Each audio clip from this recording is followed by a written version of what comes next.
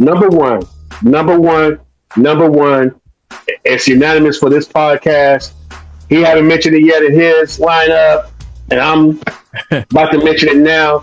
Let me just preempt by saying this is possibly the greatest debut album in hip hop history by a solo rap artist. Yeah, we got the same one, man. We got the same one. Let me finish, man. Let me finish it. Don't come here. I got jokes with this, man. I've been practicing. I've been waiting to do this one. Khari, what's up? Drop some dope on these fools. I represent the Yay area.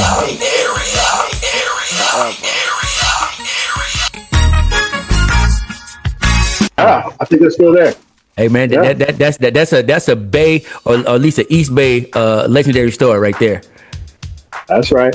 Yeah, that's right. Well, we're gonna count it on the end. 5, 4, 3, 2, 1.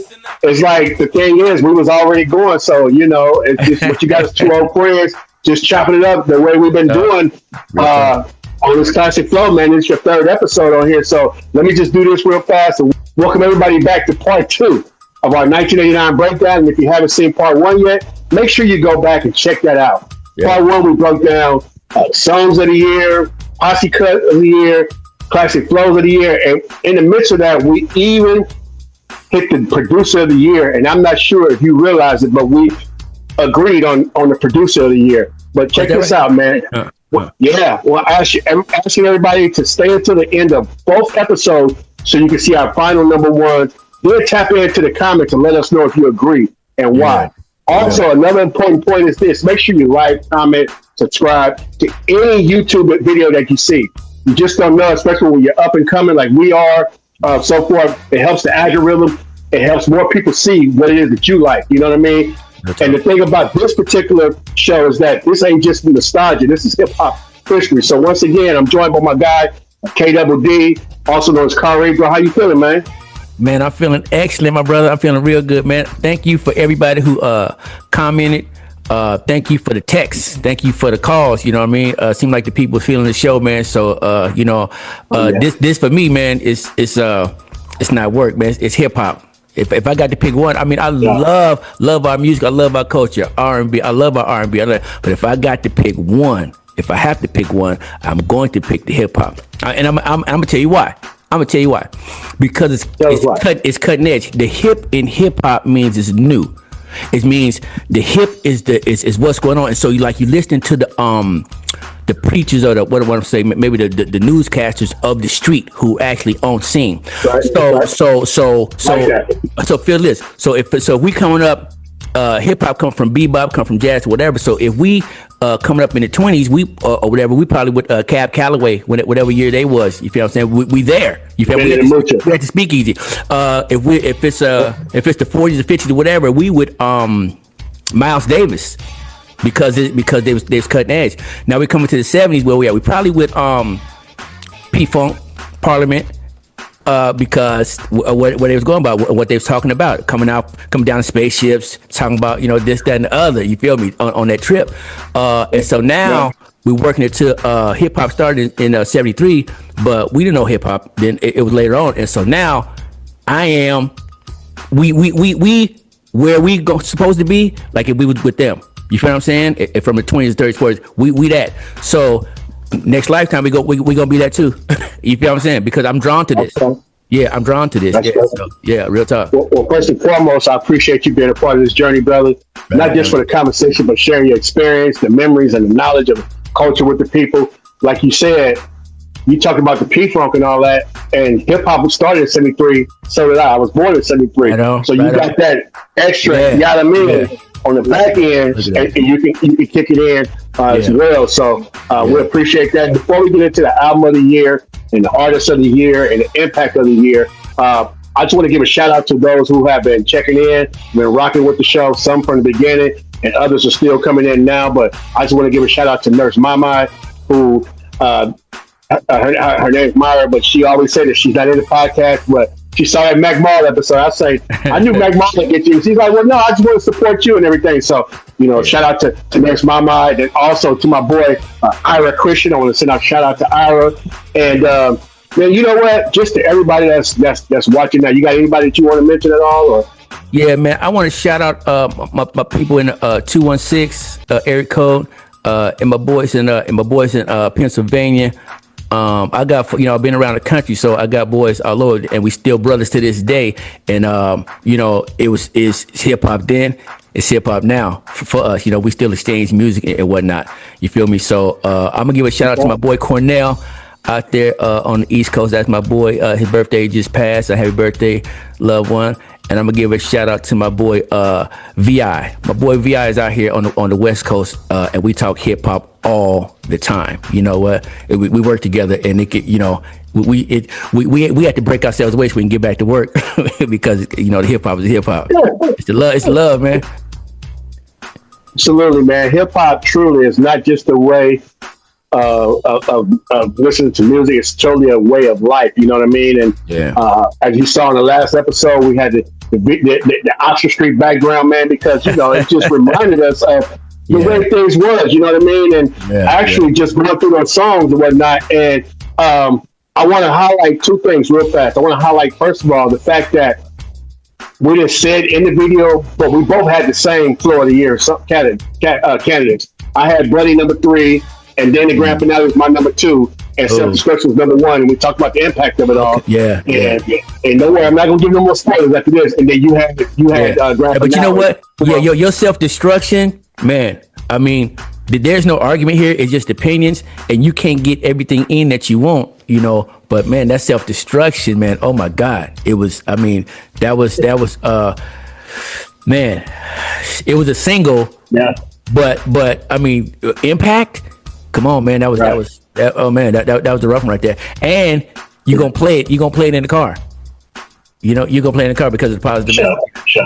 So salute you for that one, brother. Yeah. And also, I got to say, your number 1 was spot on, bro. It's in my top 10 songs of all time. And again, people, you got to go back and check out that episode. Yeah. And the way you broke down that joint, though, like.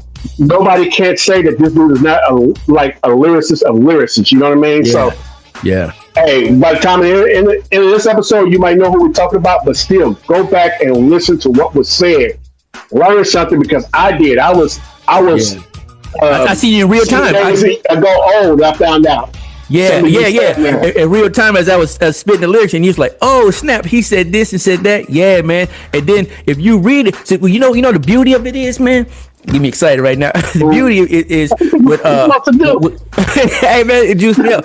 For like me and my wife, man, we will listen to a song, and I introduced her to hip hop for real. You feel what I'm saying? So we'll go listen to a song. I will break it down bar by bar. I put it on pause, and we'll give her the definition of the lingo of what they saying. And so then she's like, "Oh, this is what we listen to Mac Mall today."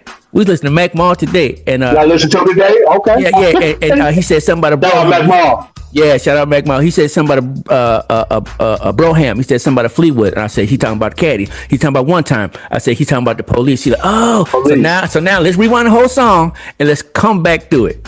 You feel what I'm saying? And when she comes in, and so she has a great appreciation for the lyricists. The skill of the pen of the men who and women who do this, man, and spit it out and give a hood report. It's a hood report. Yeah. That's right.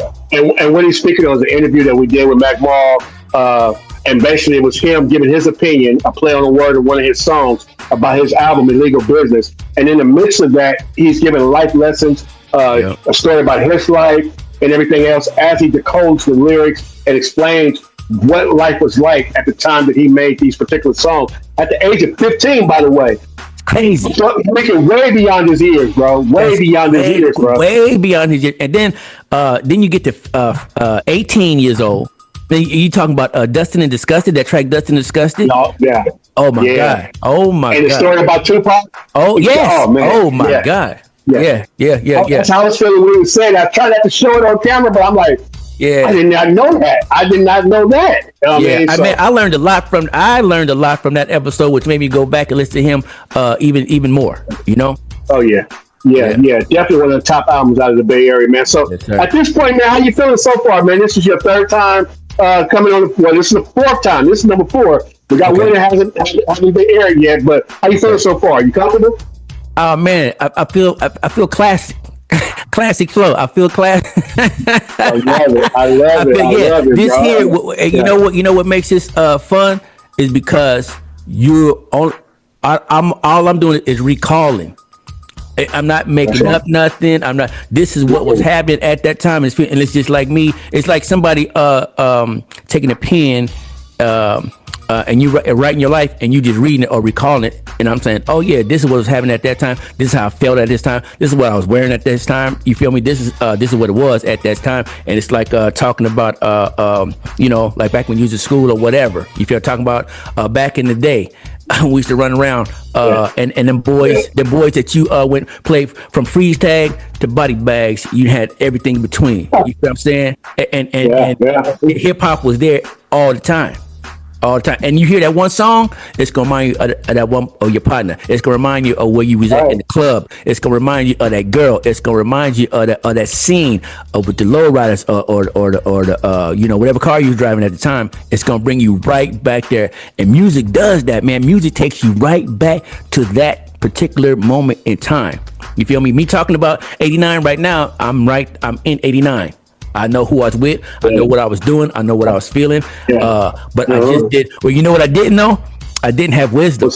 I did not have wisdom at that time. I did not have wisdom. I barely had knowledge at that time. But thinking I knew it all. Well, you certainly dropped knowledge on both the episodes we've been on thus far. So we're gonna go ahead and get into the music, man. In 1989 was truly different. You know what I mean? Yeah. Conscious rap was alive, street rap was alive, the party records were still alive, lyricism was alive, regional identity was growing. I was living at home, my mom's house, and was driving her crazy with the beat going on in the bedroom, you know what I mean? But this was the mix, though. It was the music, it was the influence, it was the expression, man. It was going on, and the culture was evolving right in front of us. Real talk. My grandmother used to say, man, that nothing grows old but clothes, and after a while, they come back in style. And that's kind of where it is with good music too. You know what I mean? Like, real talk. First of all, great hip hop. Like a couple of these albums we're about to talk about now, and I think I got a hunch that we probably gonna have the same number 1, and ain't nobody gonna be able to refute it. But that album that I'm thinking of is like Levi's, man. You know, Levi's never did go out of style if you think about it. You know what I'm saying? Nike tennis shoes never went out of style. I got a Levi's now. I got a Levi's right now. But Nikes was always around. You understand what I'm saying? Real talk. I talk about the Cortez. Kango hats is definitely appropriate as well. That's just the way it is. A properly placed Kango hat would get you anywhere. Hey man, you know what I'm saying? Hey man, the first time I saw the Kango in person, somebody walked in the club and they had it on. I said, "He from New York." And I was in Germany at the time. I was in the army, and I was in the army. For the States. When he walked in the club, he had on the black fuzzy Kango and the black bubble goose, and I was like, "Oh snap, he from New York." Now we was playing with the Adidas. He came in for real. he came in for real. I said, "Oh," and me and him became. Oh man, he introduced me to MC Shan. He introduced me to the Juice Crew. He really introduced me to the Juice Crew. And we became that was in Germany, but I met him again in Texas. We were stationed at the same spot, and we became close friends. And he was a hip hop head just like myself. Yeah. Now, as we get started, man, I didn't include on this last part, but one record we got to talk about from the Bay. It's part of an EP, and the EP is not quite an album. If it was, this would be on there, but Too Hard for the Radio by Mac Dre was on the Living Max Life album, EP, 4 songs. But the record represented something important, and that was the Bay Area independence. Mac Dre had basically embraced the idea that if the radio don't play us, then we're going to build our own lane anyway. You know what I'm saying? I like Too Short and like a couple more artists at that time. And what's crazy is, I don't know if you heard Drake's new album yet, man. He ended up remixing some of the lyrics. So at the time of this video, Drake has just dropped his 3 albums, not 1, not 2, but 3 albums. I guess he's trying to remake history, do like Master P, 8 Ball, and have already done, thinking he's the first one to do it. But you know, and I'm not throwing no shade, but it's amazing the way he tried to rebuttal everything. And I personally think using Mac Dre, using his bars and everything, is the way to try to get back cool with the Bay to refute what Kendrick said. You think that, I think the Oprah show gonna be your last stop. You know what I mean? So I agree. Yeah. But that tells you the influence that the Bay really have. Yeah. Let me just be 100. We already 100, so let me keep it at that. Wow. He lost us. He lost me, man. He lost me, man. Long time. Yeah. He lost me, man. Yeah. Or left him where he was. Yeah. So I'm just being real. He never had me. He never had a couple songs in my rotation when I DJ, but I never rode around listening to listening to Dre. Even when he did the model, which was for the Bay. I play when I DJ. 4-3 was dope, but that's another song he bit from the Bay Area. Too Short to Blow the Whistle. Real talk. Yeah. And he need to go ahead and pay Forte for all the lines he stole on We Will Love. But you know, shout out Forte. Shout out rapping Forte. Shout out Forte, bro. For real. When I first heard it, I was like, what? Was it too hard for the radio? Me to you, man, or was you up on Mac Dre at that time? No, I did not hear Mac Dre. I did not hear. First Mac Dre song that you heard? No, you went in the Bay, that's why. Yeah, I wasn't in the Bay. I was on, like I said, if I was on the East Coast, I'm gonna say similar to say Mac Dre was coming out over here. It's probably say some like leaders of the new school over there. They was kind of new. You feel me? And I'm just starting to listen to them. And I'm not saying that they came out in '89, whenever they came out, but it's like I say, oh, who are these guys? Who are these guys? And you would not have heard of them on the left coast. You feel me? Yeah. Yeah. Well, for me, we already talked about Mac Wall. First, there was the Mac, who you probably recognize it, but the first pod that we did, the music in the background came from the Mac. Matter of fact, the music from 1988 on both those episodes, you were with me on part 2, I did part 1, were both songs by the Mac. And then Mac Dre from the same neighborhood was next in line. And then Paul came a couple years later. Mac Dre introduced us to Mac Mall. The Mac was killed by mistaken identity is the word on the street.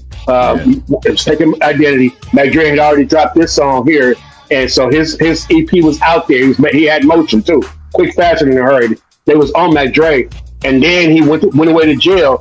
But rapping over the phone from jail, he introduced Mac Ball. So that's how that hierarchy goes.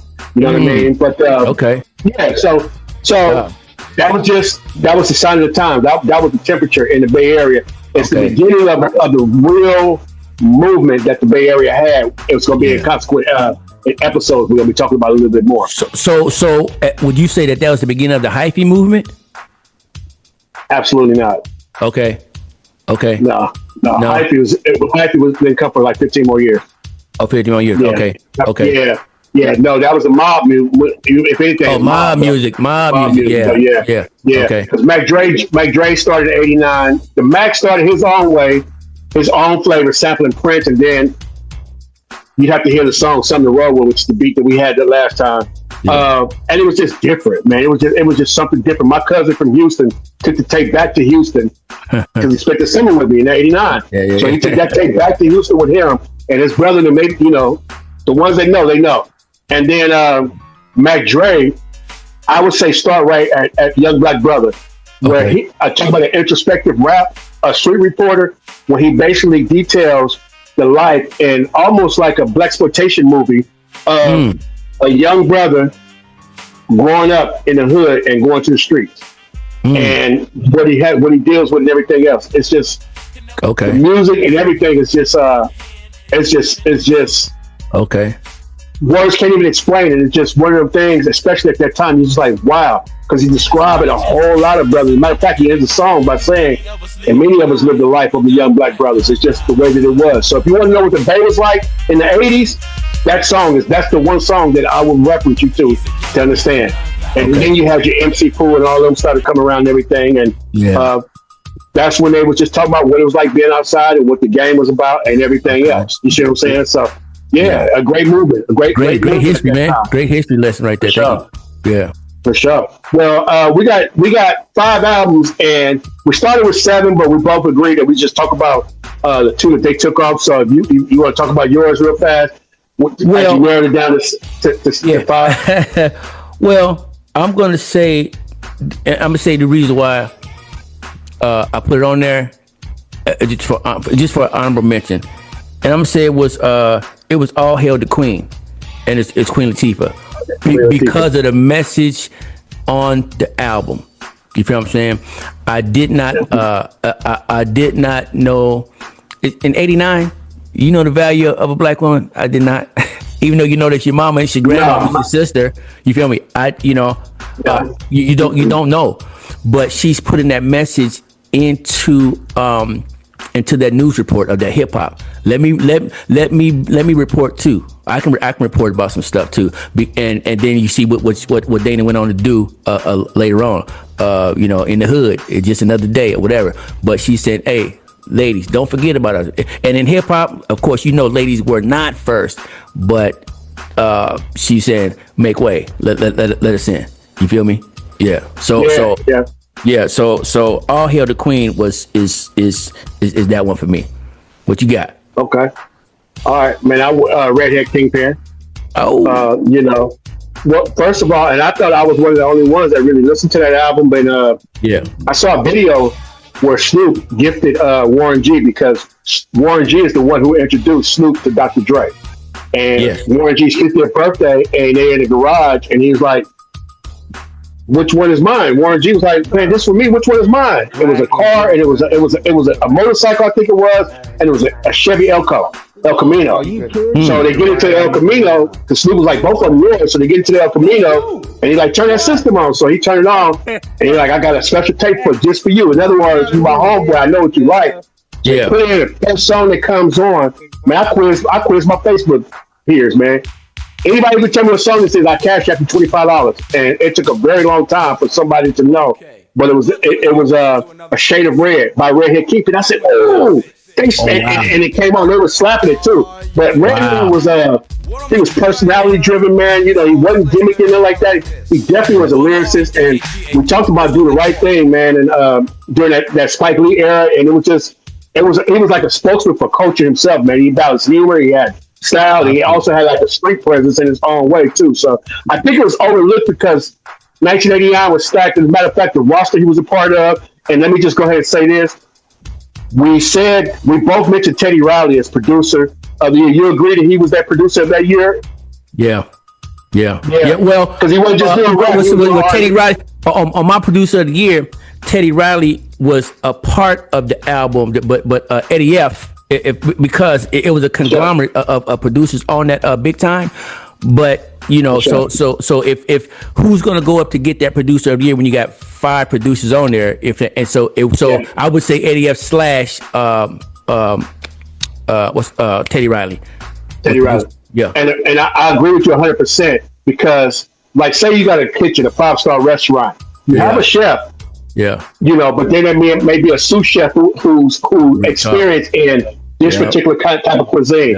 Let me tell you this for hair. Exactly. And let hair wrap up with this. See what you got there, but let me put this little sprinkle of this on there, a little of that. And that big time album was something special, bro. That was dope. Redhead Kingpin. Yeah, Redhead Kingpin was under that umbrella. Big Daddy Kane was under that umbrella. Kool Moe Dee. And those just his 4 rappers right there. And they all had great albums. And the R&B roster is out of here, bro. They're out of here. It's all of them. Yeah, and that's a great reference, man. At that time. Yeah, that sous chef, that was a great reference, man. But I agree with you. Yep. Ghetto Boys, man. The Ghetto Boys? Ghetto Boys. All right. The Ghetto Boys. I mean, it's raw. It introduced and it was raw, and it's like, oh, who are these guys? But it's just that the ones over there, it don't mean that you're not raw. It's just that the ones on top of you, I mean, the one is number one is raw sushi, the other one is raw's natural honey, and rough like pavement. You feel me? It's just different levels. It's just different levels of it. You feel me? Yeah, it was in your top 7. Yeah, how it makes you feel, how it makes you move, and still, you feel me? Yeah. So that's why it's where it is. Yeah. Yeah. Well, I took off another underrated album, but I'm gonna give it an honorable mention today. Okay. Tone Loc After Dark. People knew about Wild Thing, they knew about Funky Cole Medina, but man, he had a song called I Got It Going On, which really was one of my flows of the year, but I had to pare it down, and I couldn't do that. Another one's called you narrowed it down? I narrowed it down, and I had to edge that out. Yeah. Because it was, first of all, is cut rhythms or is it I got it going on? You know what I mean? And then he got one of the first dank records called Chiba Chiba. I don't know if you know about that one. Oh yeah, for When sure. you talk about smoking that good weed. And I love that song, bro. I love that. You know what I'm saying? That was my cut. It was one of the very few songs dedicated to smoking.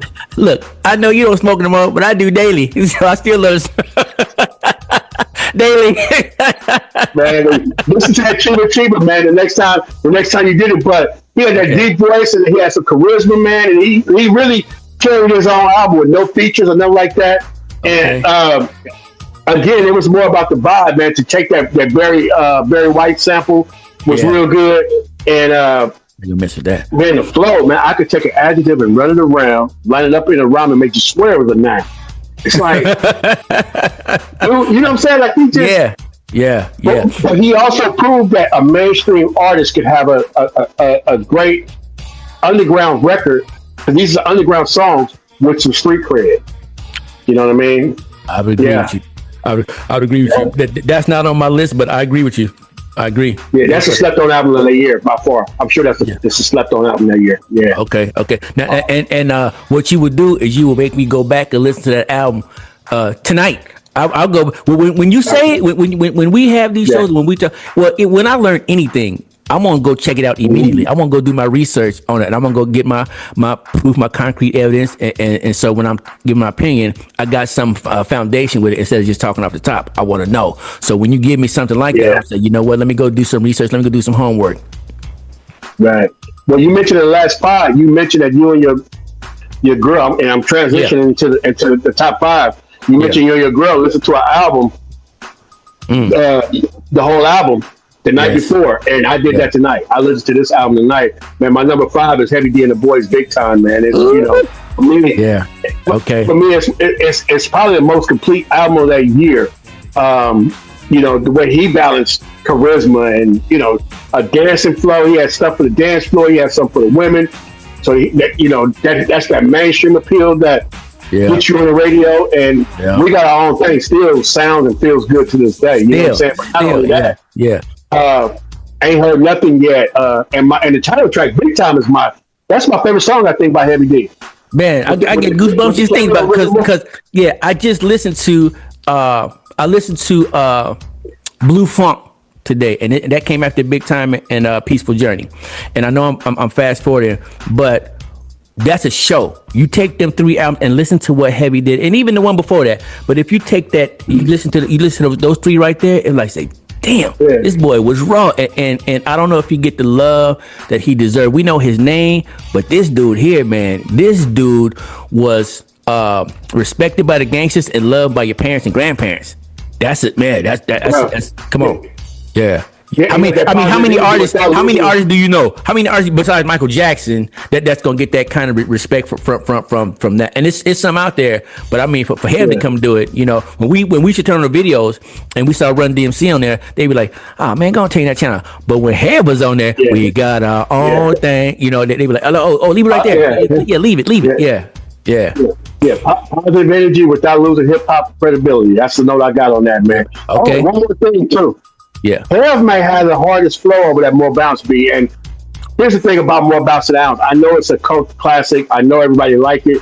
Yeah. But everybody who rapped over that song made it better, in my opinion. The instrumental was cool. Don't get it twisted. The original version is cool. Bro. But everybody who rapped over it made it better. But Heavy D probably came the most lyrical. I would say this. I would add this a piece of oregano to that soup there. I would say, no matter what you're rapping about, if you put that beat on, that beat's gonna make your lyrics sound better. If you flown on that beat right and have man, did his thing on that, man. Go listen to it. Go listen to it. Yeah, it make you giggle. Okay, man. Well, I've also had Big Time on there. It's just higher. I got mine higher. Yeah. Okay. We'll get to it. So I'm gonna go with my number 5. I'm going with the blueprint of hip hop, BDP. BDP. Yeah, BDP, the blueprint of hip hop. Because man, it's KRS. It's KRS. I can stop right there. You was ready for school at that time, huh? Yeah. I was ready for school.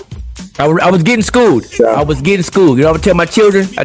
They would tell me what's gonna happen. I tell my children this. I said, if you listen, you will learn a lesson. If you don't listen, you're gonna get taught a lesson. So if you listen to what these people are saying, your parents, it could be the preacher, whoever, your teacher. If you listen to what they're saying, you're probably gonna have a smoother sailing. If you don't, you're gonna catch one and say, oh man, you know what? Somebody told me. And he was giving us, the blueprint of the hip hop, the boom bap, the what it is. And when you think of BDP, especially if you think of KRS, you attach him to the beginning. And even though he wasn't there in 1973. At the very beginning. Yeah. You attach him like he was. Yeah. And he's still going around speaking now. You got these guys who are giving lectures at Harvard and across overseas on wisdom, hip hop. You know, these my philosophy. These guys are teachers. You feel what I'm saying? And so this album right here had me look at this fella and say, hey man, this dude knows something. And you got Self-Destruction, which to me, he's kind of leading that. You got some heavy hitters in that, but here, this fella here, like I said, man, he's smart and he seems to be the head of this movement right here of don't do this because we're headed towards self-destruction. And his album is basically saying that too. You know what I'm saying? Do this and do that. Don't do this, go this way. Think, get knowledge yourself, whatever. And we headed for and when wrap it up, we headed for self-destruction. You feel me? So so that's my number 5 right there, man. Yeah, that's a great one. That's a great one, man. You got a good ear too for music, bro. Thank you, brother. That's what's up. I can't be mad at that one. I can't be mad at that one. But I am. Ain't none of these. Look. None of these. Everybody. We're gonna have our opinion, and everybody's not gonna agree. I want to hear what everybody else out there got to say. What they got to say, because you're gonna teach me something. You're gonna teach Ron something, and we're gonna say, oh, you know what? Let me go back and listen to this, and come back and say, you know what? That was fire. Or you know what? I said, you know what? Maybe I didn't really appreciate it at that time. Or it could be like, I'm still not feeling it. It's some songs out there that people call classics, or album that people call classics, that for a hip hop guy, I'm like, what's on Khari board and what's on billboards, it's gonna be 2 different boards. You feel what I'm saying? Yeah. You feel me? Yeah. I feel you, because as I was alluding to earlier, I was trying not to say it. I'm trying to think of the words to say what I was going to say. Yeah. Your number one, was that your number one song? Yeah. Your number one flow of the year. I almost wanted to change mine to that. Yeah. The only reason why I didn't is because the impact that my number one flow of the year had on that artist's career.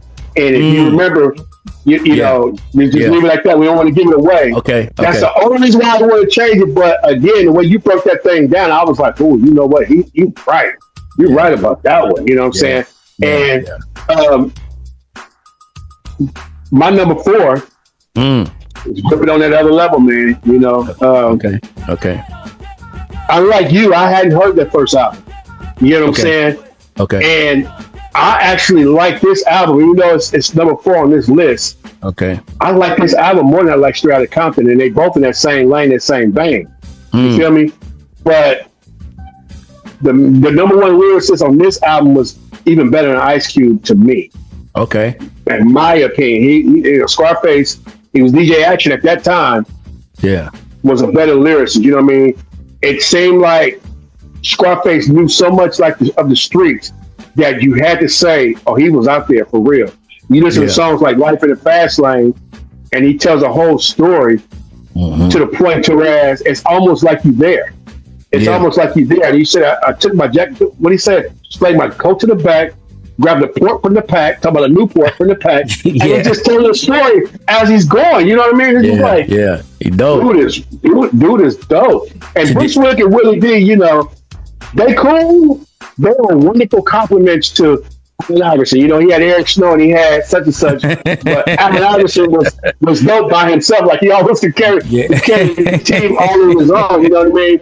Yeah. Probably the best analogy because AI didn't win a championship. However, he's a fan's favorite. You know what I mean? talk. He's a fan's favorite. So, and Scarface is just now getting his props. And I hated that they had that argument. I don't know if you saw it. Yeah. They had a podcast together. They were arguing because Willie D felt like Scarface should have went on the 50 greatest hip hop, the 50 years of hip hop.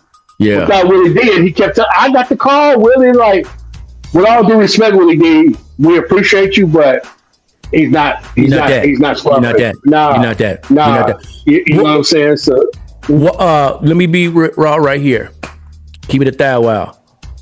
Ghetto Boys may not be Hall of Fame.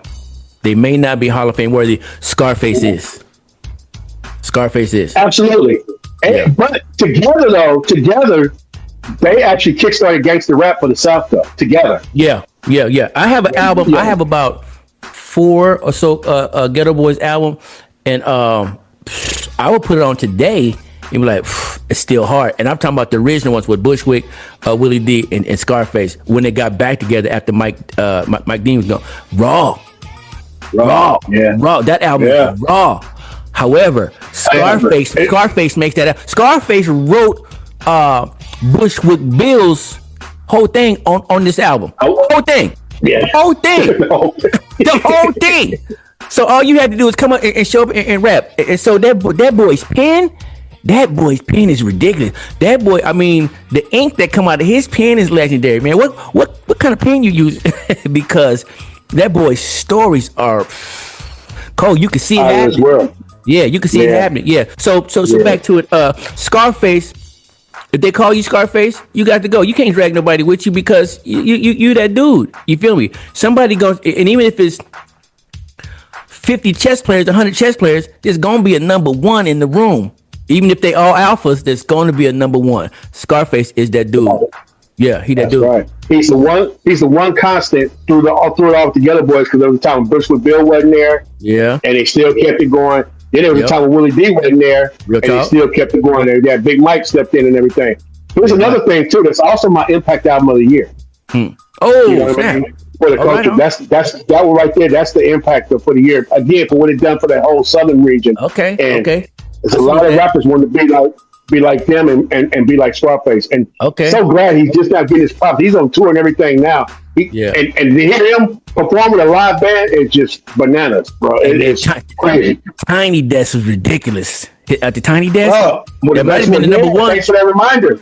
Yeah, that might have been number one because he greets his father with his hands up. And he tells a story about how it went. Yeah. And they recreated the sound right there, Mike Dean and all. Yeah, they was on it. Him and Juvenile was 1A, 1A, 1A and 1B. I don't know which one. Hey, man. He greets his father. He got his eyes closed while he tells a story. He got, man, and when the track alone is Hall of Fame. The track alone. What he says over the track, oh my God. Man, cry. Man, it had, man, you could be having a great day and nothing could be wrong. You hear that, man, you might start crying. For real. You sound like a Grim Reaper on that thing, man. That song is crazy. I can't wait to get to 93 to talk about that album. That was that's one of those ones too. Yeah. We might have to hurry up and get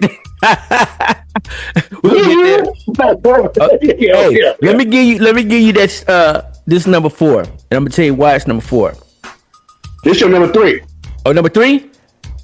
Yeah. VDP was number 4. Okay, number 3. Big time. Big time. Yeah. Man. Wow. Today that album is still raw. Today. Oh wow. I think I may have fast forwarded one track and it probably was the last one. But you could let that whole thing go. You know what? I fast forwarded the last one today too. The Flexing. Okay. That's the name of it. The last one, yeah. And I didn't want to. But if I'm going to keep it at that, that's a fast forwarder. Yeah. It was filler. It was obvious filler though. That's the thing. Obvious. It was obvious filler. Yeah. They could have left that song out there. Yeah, but from one through to the last one, you let it go, and then and the placement of the tracks. I said it before, but I heard Dr. Dre said. I heard Michael Jackson said. It's the placement of the tracks. You don't want to, and even if you say, "Oh man, that was dope," let me hear that again, and you go to hit rewind, but the other one comes on, you say, "Oh wait a minute, let me let that go. Let me let that go. Let me let that go." Yeah.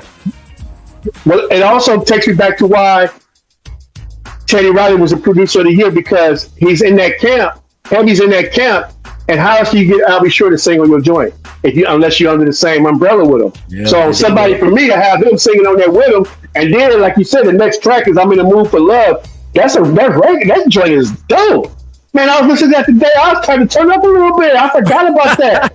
Yeah. They did their thing with that album. That album needs to have more props, bro.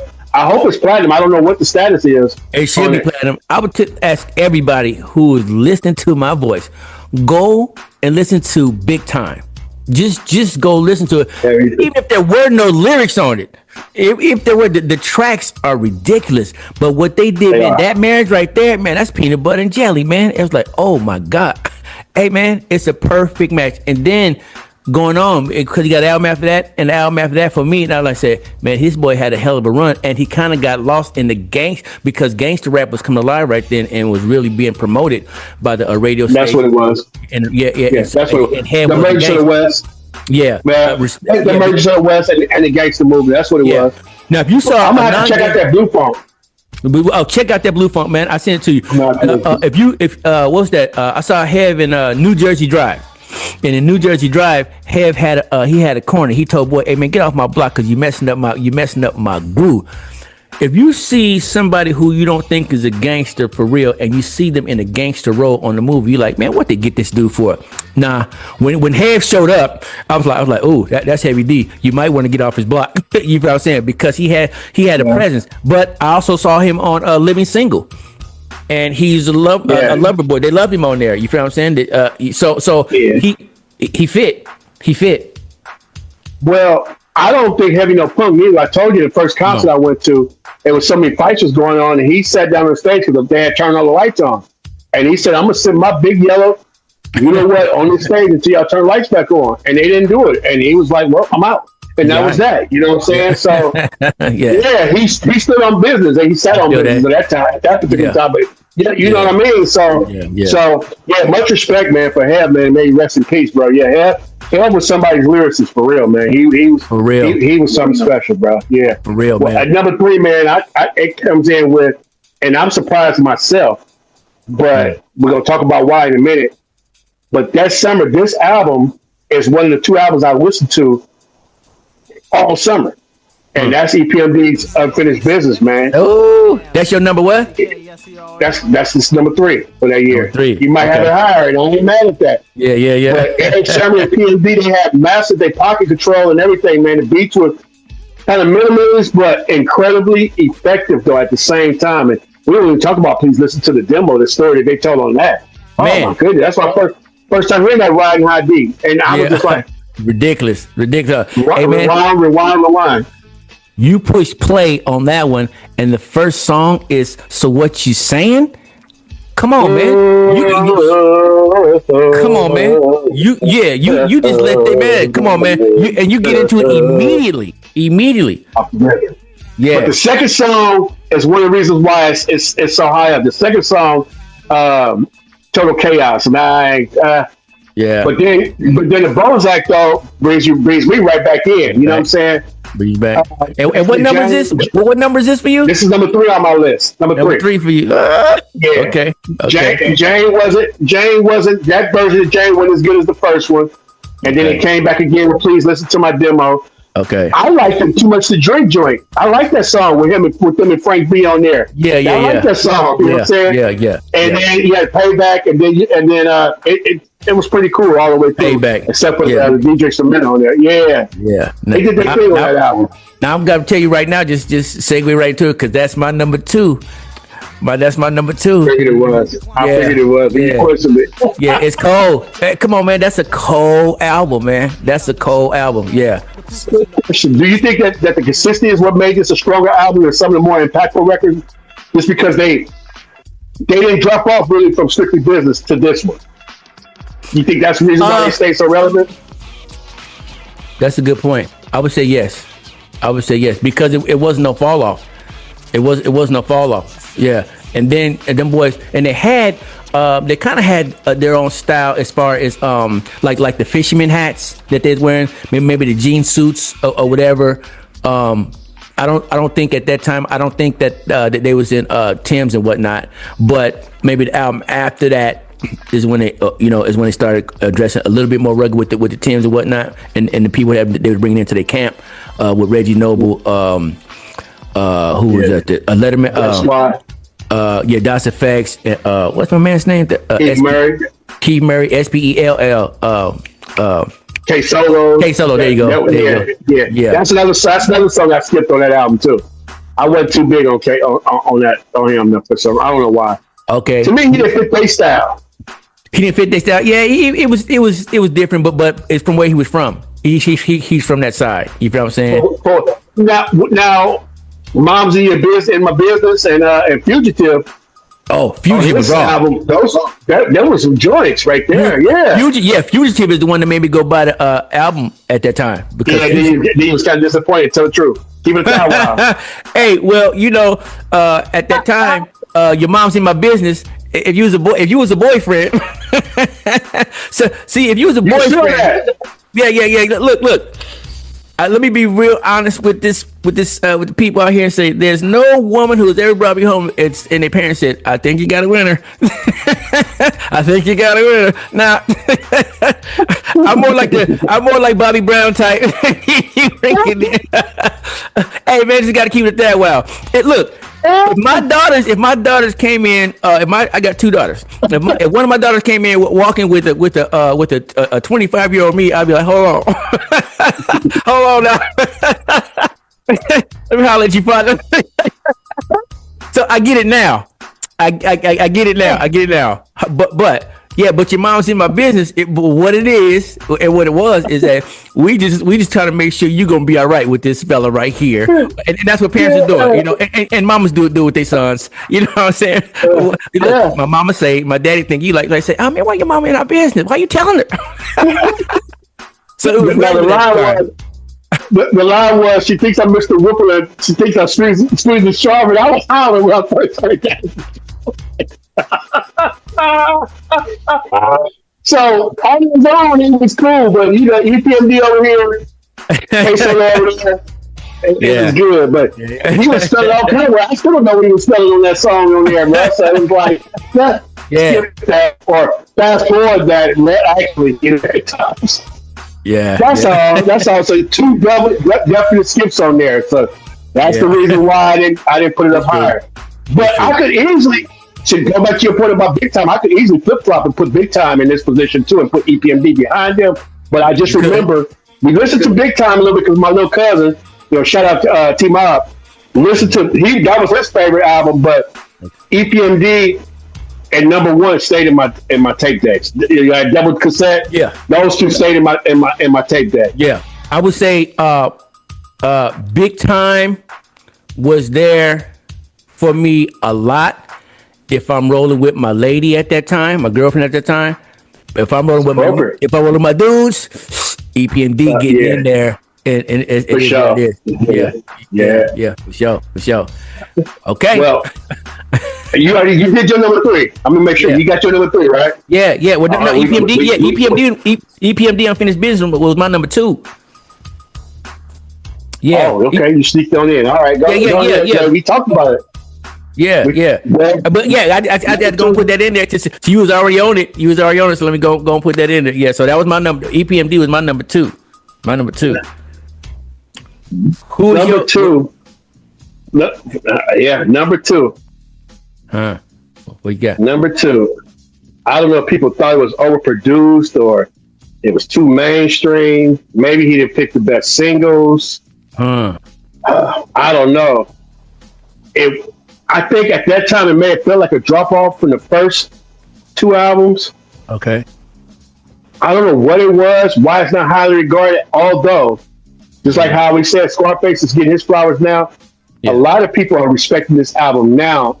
I don't know how many times. Matter of fact, if you pull up a song from this album and read through the comments, you're going to hear people saying, this album is better than what I thought it was back then.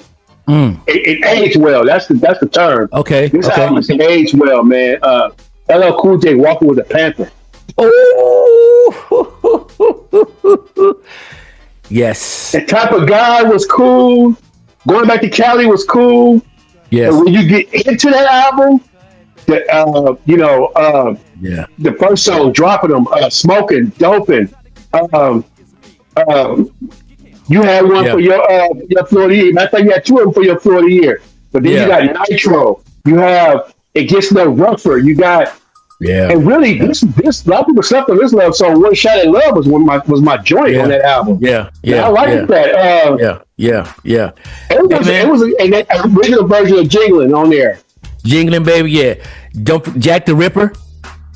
Jack the Ripper was on there too. That wasn't one of my favorite songs, but you can't ignore the flow. You can't ignore it. Was saying something. And again, It Gets No Rougher. It Gets No Rougher.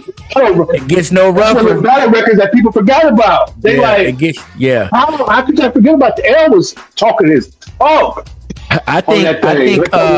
I even you missed one. Did you say clap your hands? Because clap your hands, I like that day. Everybody. I like that. One song that wasn't hidden to me like that, but because I was from the state, I played it a lot, and because I was out of state, it's going back to Cali.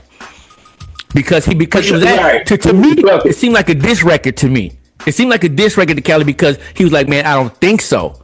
He said, I'm going back to Cali, man, I don't think so. And if you look at the video, he mostly in LA, he got a drink and he got a fish swimming. He got little Caucasian girls all up in there doing whatever Caucasian girl do in Hollywood. And so at the time, I thought it was a diss song. Was it? It could be. I don't know. But he said, man, I don't think so. You feel me?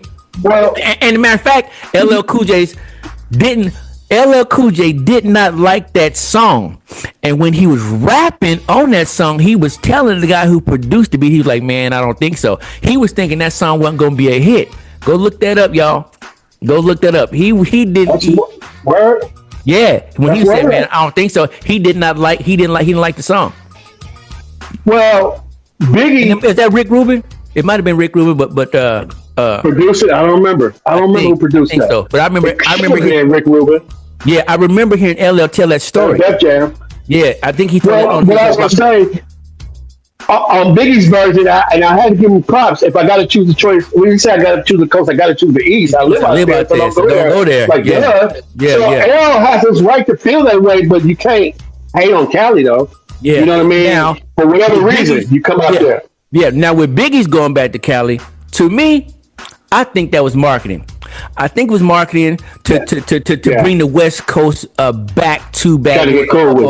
Back, be a fan of Big again if there was some East Coast beef. Because as a grown man now, I'm like saying, man, come on, y'all two brothers, y'all can work it out.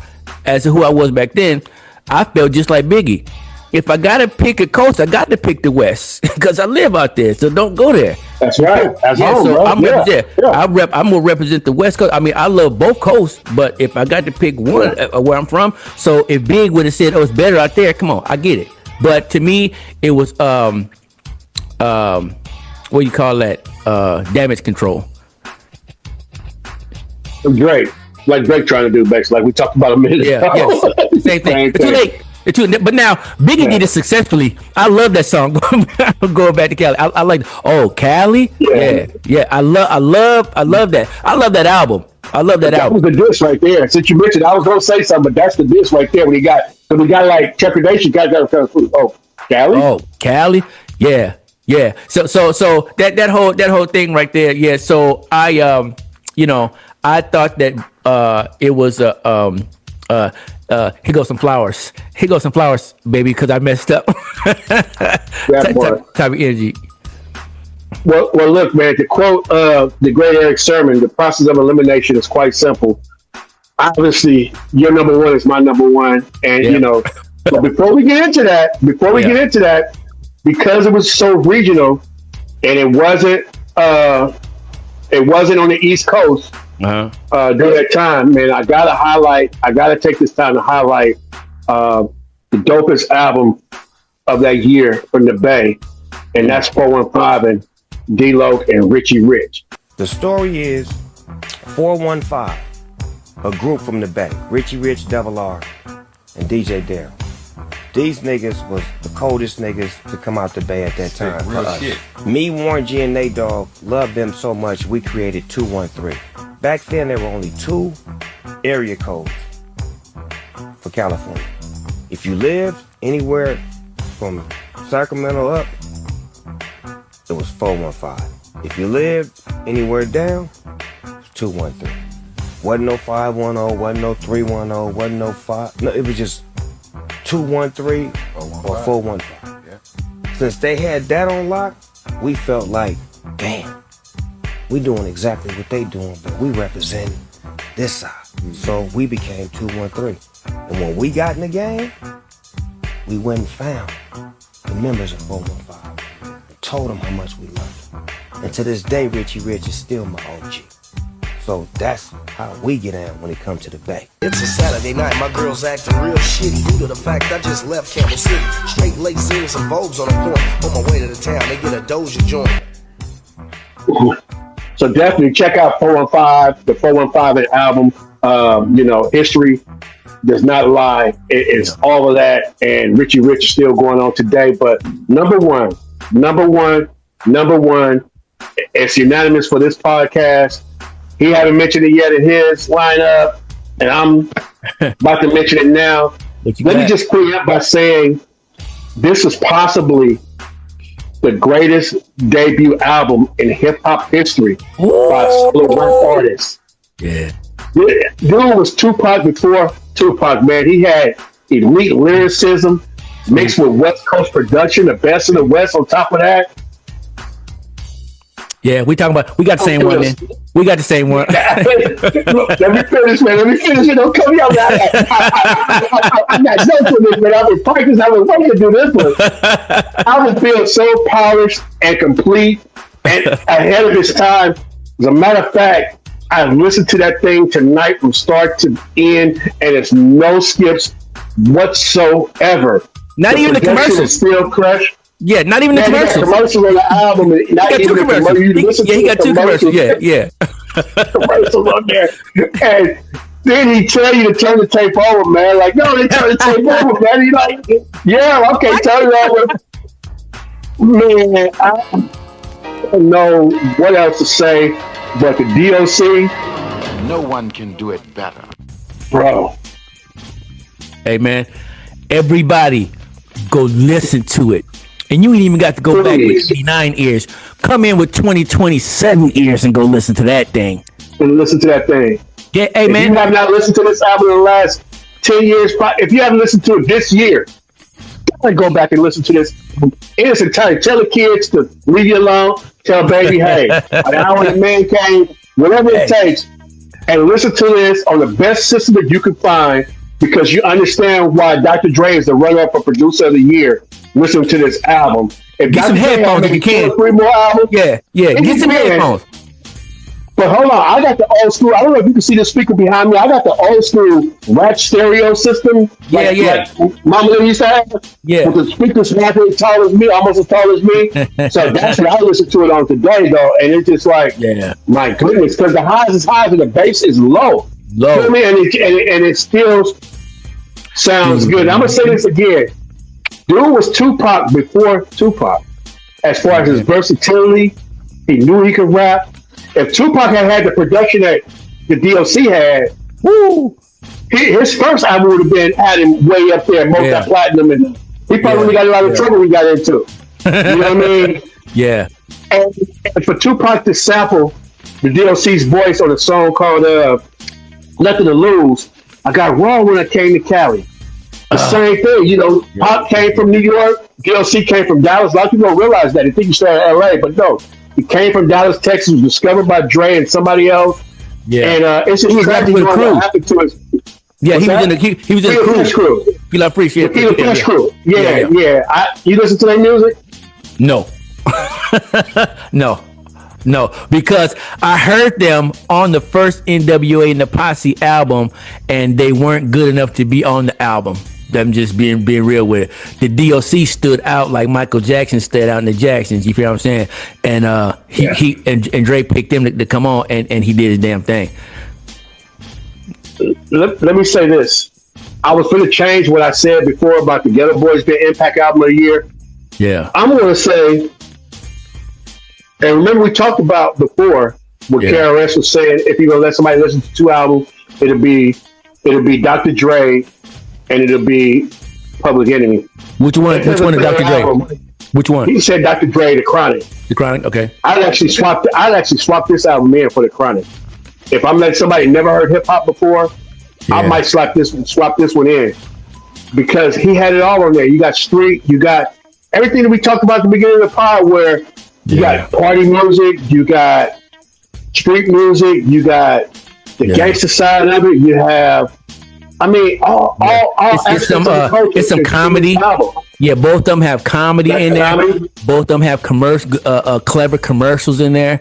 And it's conscious too. It's also conscious. Hey, the one thing, or more than one thing, that puts these two albums together, the D.O.C is on both of them albums, so Dr. Dre is on both of them albums. So that's called a clue. Yeah, so I mean, if I'm looking at it, you got these two guys, and you can swap these two. It's them two dudes. It's the chemistry. I really don't have nothing to say after that, because I mean, it is what I listen to. I got a big speaker in here too, and it's like a JBL party speaker. It's one of the big joints. You feel what I'm saying? And it booms the house. It go through the house. So when I start playing them, they'll knock on my door and say, "Daddy, can you turn it down? I'm trying to whatever." Hey man, so some of them albums you just can't listen to. So, man, hey man, today. Speaking of that album. Remember I told you that me and my girl do rap dates, by bars by bars, verse by verse. Yeah. Mm-hmm. I told her the story of Funky y'all ready for this? Yeah. She cracked up. I said, because of the story of this song, this really should be honorable mention floor of the year. This what you did? It could be. Up top? This what you did? Are y'all ready for this? And you did. And one take. Come on, man. And then I listened to it today, and I caught something else. And this when you know a song is good, when you hear something 30 plus years later, 35 years now later. Yeah. And I let it play, because Dre said it's funky enough. He's looking at Dre, and he said in the video, they talk about keep going. So Dre said it's funky enough. So that's why he just keep on going. Dang, it's ridiculous, man. He just kept on going. But then he come right back with this is serious business. And then hey man, my favorite track on there is The Formula. My favorite song on there is The Formula. One of my favorite lines on there that I broke down to my wife, he's saying, that boy said, knowledge and the talent makes it valid for me to get in patent. Dre, tell him what I'm rapping. It's The Formula. Hey man, because before that he said knowledge and the talent that my mother had born to her. Cool, man. That's cold. Okay, say what he said the second time. He said knowledge and the talent made it valid. Yeah, makes it valid for me to get it patent. Tell him what I'm rapping. Yeah. And I'm he was cold. Not only was it I'm saying he's light years beyond his time, because he was light years ahead of my what's the word, vocabulary. Okay. Light years ahead of my vocabulary. Hey man, he was light years ahead of maybe at that time, maybe not Rakim's, but as far as the pen, wasn't nobody touching that.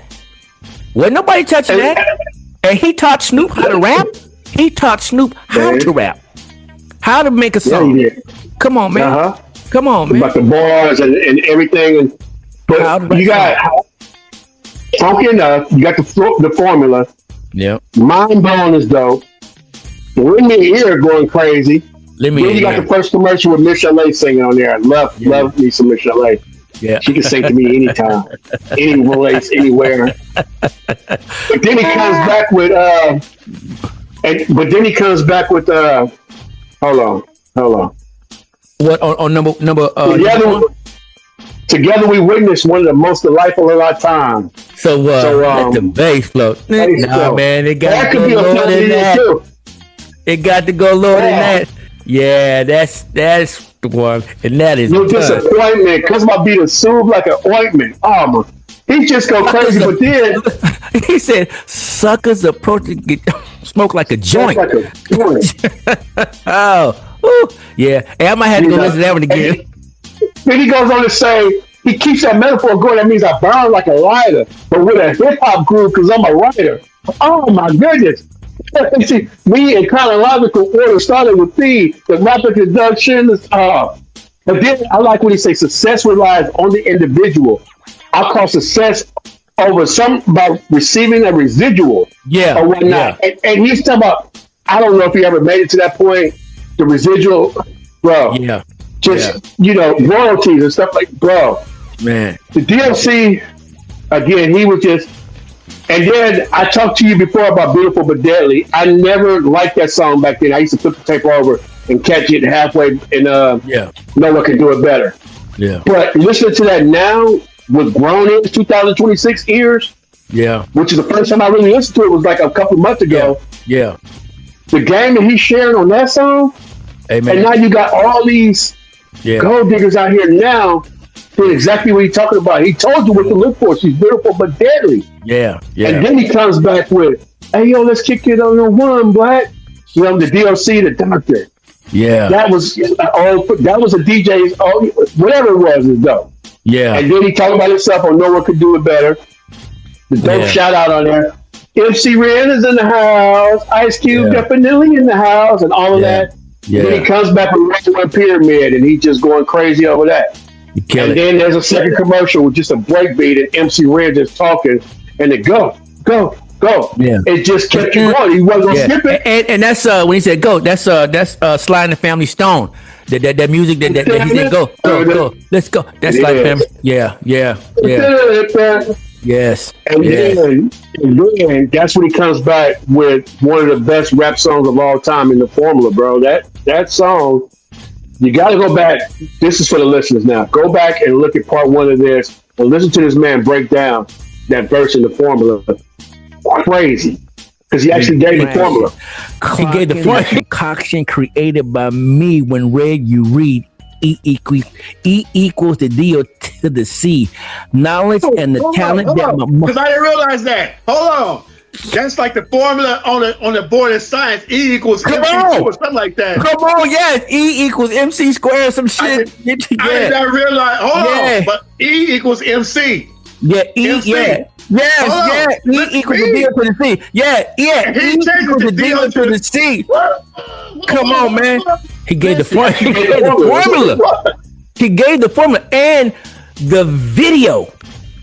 The video of Dre building, like a Dr. Frankenstein. He's building the rapper. He's building that rapper, and they use that formula again in the video with 50 Cent in the club. I think with him and Eminem was in the white coat. They both was the doctors. But the original one where he take the nurse bring in the tray, she take the cloth out and it's the D.O.C and Dre said and sews his head to the body. The lightning strike, my man get up and take the bra with him. Take the bra with him up out the take the bra with him and tell Dre like this, hey man, hey. And then all they doing is just walking through the streets of Compton, maybe, or wherever they're walking to. The video was raw. The concept of the video is raw. Hey man, dope. NWA couldn't do no wrong at that time, and the D.O.C was the perfect protege to have a solo album at that time. Again, it was just him and Miss Chalet that year. That's the only reason why Dr. Dre don't get producer of the year, because Teddy had a plethora of artists dropping albums. 88, 89 was here. But Dre, being a perfectionist he is, just dropped. Those are the only two albums that really came out that year with Dr. Dre's production. They both, because Miss Chalet album, again, that deserves a listen now. It sounds good to this day as well. You know I would say this. Yeah, I would say that at the time, we knew that Dre was a good producer. We didn't know how raw he was yet. So we just know, oh man, it's a dope album. as he continued, he was getting better and better, which made you go back and say, "Oh man, I didn't hear that." Hey man, real talk. I smoke. Yeah, I smoked some, and I went and I was listening to a Snoop's album, A Little Ghetto Boy. No, on the Chronic, Little Ghetto Boy. Man, after I smoked, I heard stuff in the background that I didn't hear before I smoked.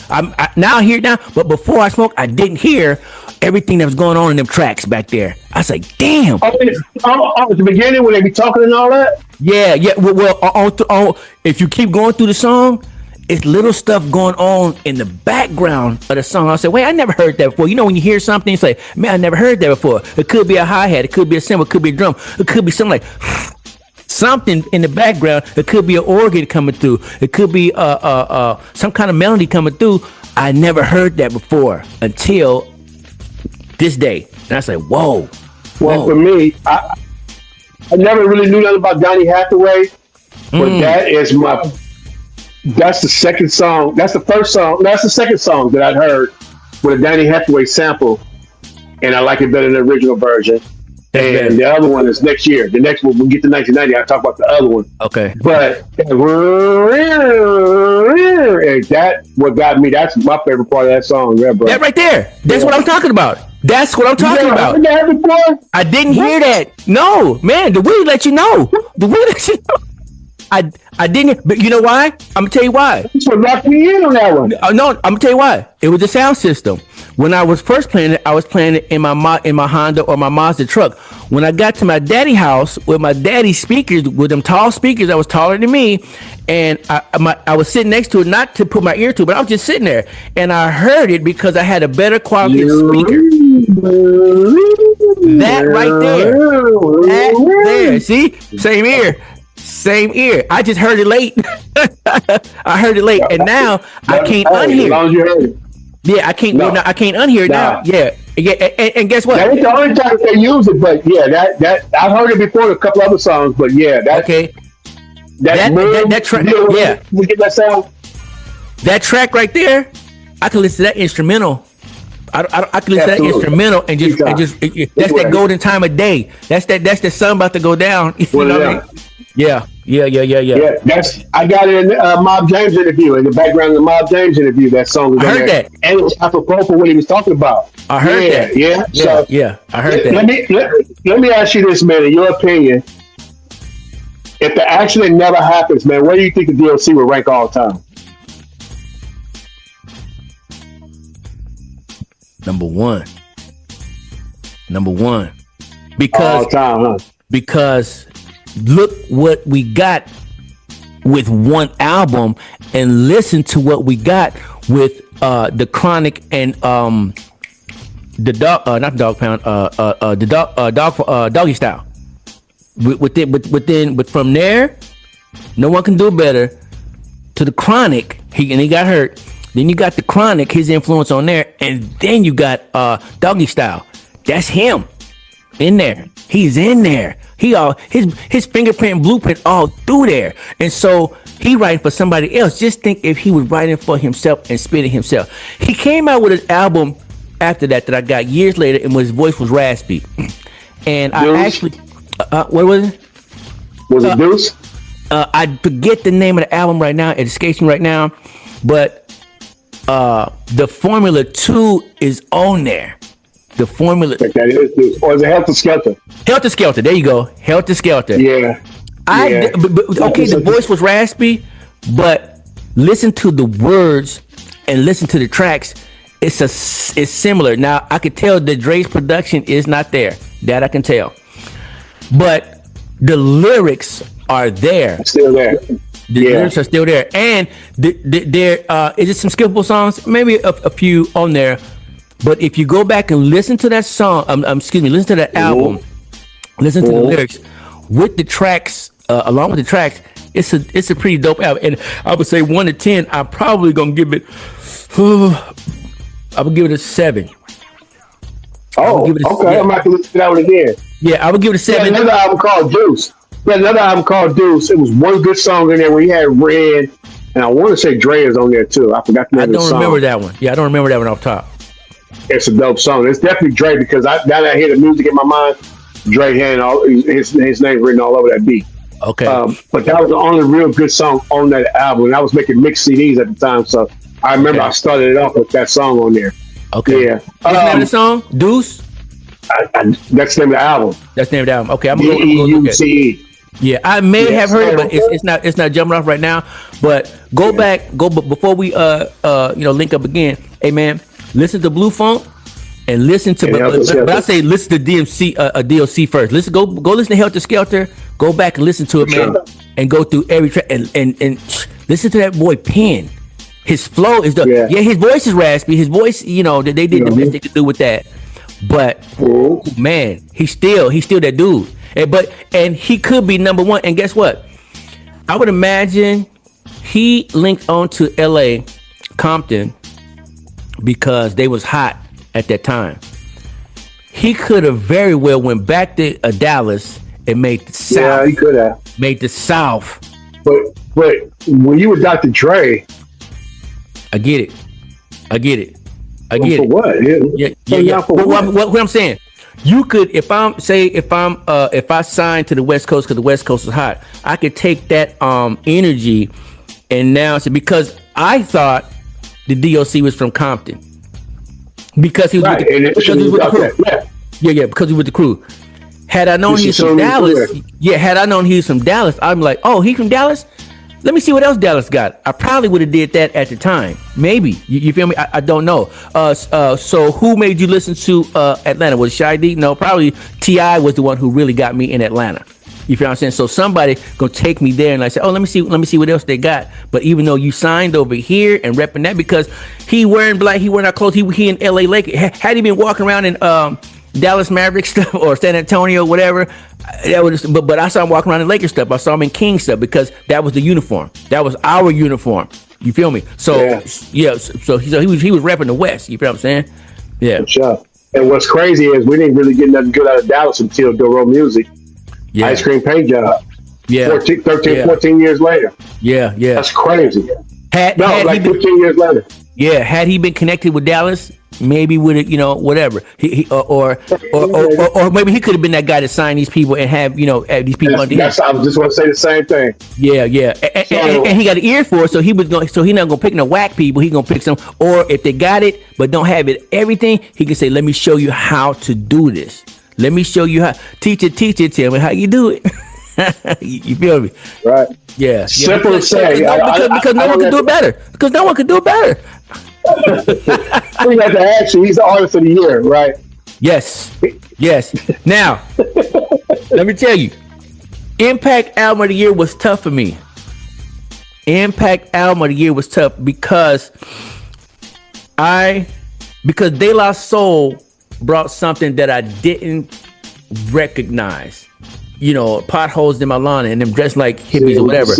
But so they made an impact. To where we made me stop and look at them and say, okay, what they doing?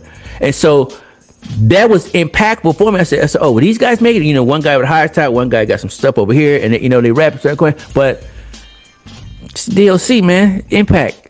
I mean, because I wanted something to what made me change. What made me stop and say, okay, let me listen to these guys. Let me see what they got to say. And De La Soul did that for me. Say what Leaders of the New School did that. Maybe Tribe Called Quest did that to me. That there wasn't my flavor, especially Left My Wallet and El Segundo type. There wasn't my flavor. We West Coast. That style isn't our style. You feel what I'm saying? And it was kind of Paisley-ish or whatever. So the D.O.C's album, even though I want to give put more people in these categories, but man, now I see why people be winning these. You already won this album, this of the year, and that of the year. He walk around with 3 and 6 Grammys because so what it is. Impact. It was the D.O.C. because hey man, this dude on his album cover, he's standing next to Lord of Lords and King of Kings. He's standing next there. That was not by accident. That's not by accident. He stand because when you first see him standing there, you say, I mean, he's standing next to Jesus.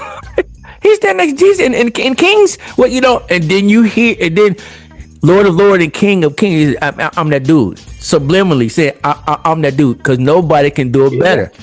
Come on, man. Yeah. Some believe that was the demise on it. Who knows? Who knows? But could have been. Yeah, dude he was that dude though. That on that microphone. Yeah.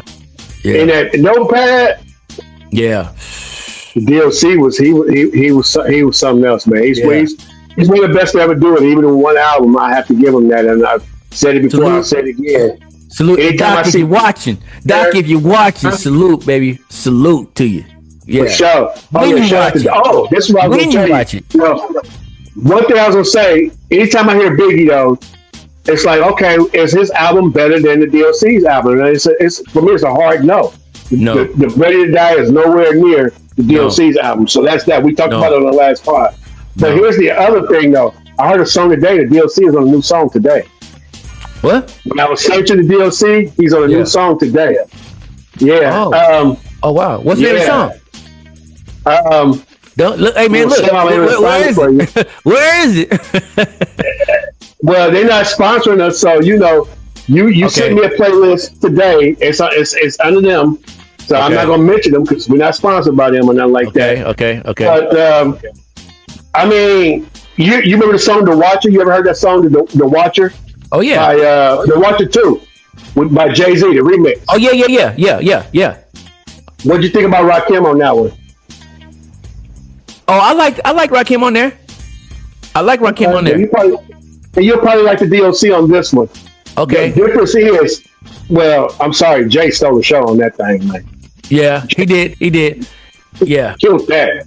Yeah, but to have them together, to have them boys on there together, it was like, oh, that's nasty right there. Yeah. Yeah. So, I mean, you can take a listen to it. I'll send you the link because I can't find it now. I'm sorry. Immediately. Send it immediately.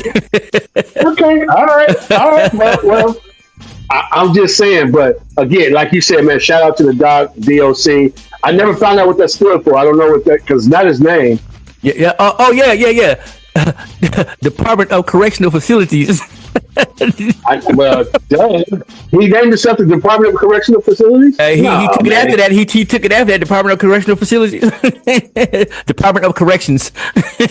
Yeah, somebody tell us in the comments what that means, man. I want to know what the D.O.C. stand for. I ain't got time to Google it.